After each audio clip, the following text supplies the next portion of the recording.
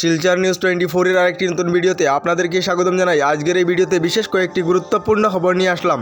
আজকের প্রথম খবরটি হলো রাজ্যের কৃষকদের জন্য এসেছে একটি জরুরি খবর। কৃষকেরা পিএম কিষাণ প্রকল্পের পরবর্তী কিস্তি লাভ করার জন্য আজ রাজ্যের প্রতিটি জেলায় পিএম কিষাণ প্রকল্পের বিশেষ গ্রাম সভা অনুষ্ঠিত করা হবে বলে খবর এসেছে। এই পিএম কিষাণের গ্রাম সভায় কৃষকদেরকে ডকুমেন্ট অর্থাৎ আধার কার্ড, ব্যাংক পাসবুক, আধার লিঙ্ক, মোবাইল নম্বর নিয়ে উপস্থিত থাকিতে হবে বলে জানানো হয়েছে। এরপরের খবরটি হলো আধার কার্ড না থাকা লোকেদের জন্য এসেছে একটি জরুরি খবর। যে সকলেরা এখনো পর্যন্ত আধার কার্ড বানায়নি তাদেরকে নতুন বছর থেকে আধার কার্ড বানানোর জন্য পুলিশ ভেরিফিকেশন করাতে হবে বলে জানানো হয়েছে। নতুন বছর থেকে আধার কার্ড আবেদন করার পর পুলিশ ভেরিফিকেশন করা হবে বলে খবর এসেছে। এই নতুন নিয়ম লাগু করার কারণ হলো অন্য দেশ থেকে আসা লোকেরা যাতে আধার কার্ড না বানাতে পারে এবং এবার থেকে হয়তো আধার কার্ডের সঙ্গে জমিঘর লিঙ্ক করাতে হবে।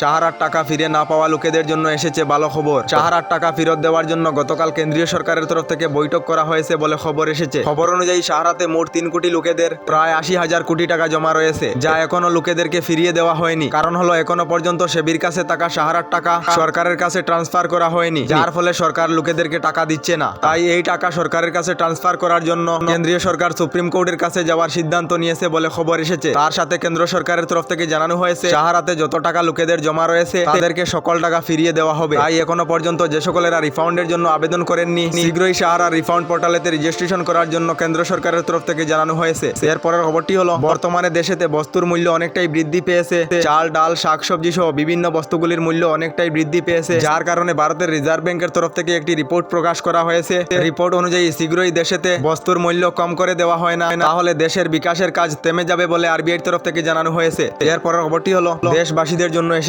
একটি ভালো খবর। কেন্দ্রীয় সরকারের তরফ থেকে পেঁয়াজের এক্সপোর্ট বন্ধ করে দেওয়ার ফলে 15 দিনের মধ্যে দেশের বিভিন্ন জায়গায় পেঁয়াজের মূল্য অর্ধেক মূল্য হয়ে গিয়েছে বলে খবর এসেছে। তো আপনারা পেঁয়াজ প্রতি কেজি কত দিয়ে কিনছেন কমেন্ট একটি করে জানাবেন। এরপরের খবরটি হলো এবার অসমে প্রবেশ করেছে করোনার নতুন ভেরিয়েন্ট JN1 বলে খবর এসেছে। সুইডেন থেকে ফেরত আসা যুবতীর শরীরে মিলেছে করোনার নতুন ভেরিয়েন্ট JN1। এ নিয়ে রাজ্যে চাঞ্চল্যকর সৃষ্টি দেখা দিয়েছে।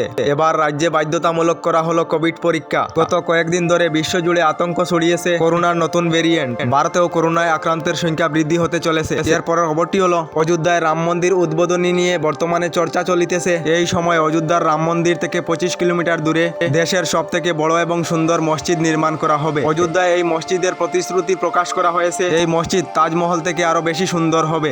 এই মসজিদে একসাথে 9,000 লোকে নামাজ আদায় করিতে পারিবে এবং এই মসজিদের ভিতরে ক্যান্সার হসপিটালও থাকিবে বলে খবর এসেছে। এরপরের খবরটি হলো রাজ্যের শিক্ষামন্ত্রী রনোজ পেগুর বৃহৎ ঘোষণা। রাজ্যের শিক্ষামন্ত্রী জানিয়েছেন 2025 সন থেকে HSLC অর্থাৎ মাধ্যমিক পরীক্ষা বন্ধ হয়ে যাবে। এই পরীক্ষা অষ্টম নবম শ্রেণীর মতো হবে বলে জানিয়েছেন শিক্ষামন্ত্রী রনোজ পেগু। আমাদের ডেইলি খবরগুলি ভালো লাগলে আমাদের ভিডিওতে লাইক দিয়ে চ্যানেলটিকে সাবস্ক্রাইব করে নেবেন।